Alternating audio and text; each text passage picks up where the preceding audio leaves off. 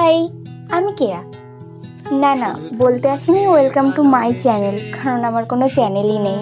এখন তো যেদিকে তাকাই সেদিকেই ব্লগ।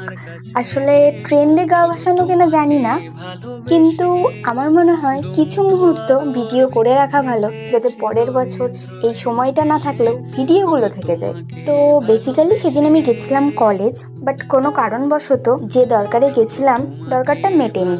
তো আমাদের উঠলোবাই তো কটক যাইয়ের জায়গায় হয়, উঠলোবাই তো গঙ্গার পাড় যায়, কিন্তু যাব ভেবেছিলাম, বাট রাস্তায় এত পরিমাণে কাদা ছিল মাঝ রাস্তা থেকেই ঘুরে এসেছি। আমার এরকম ঢং দেখে আবার ভেবো না আমি কখনো গ্রাম দেখিনি।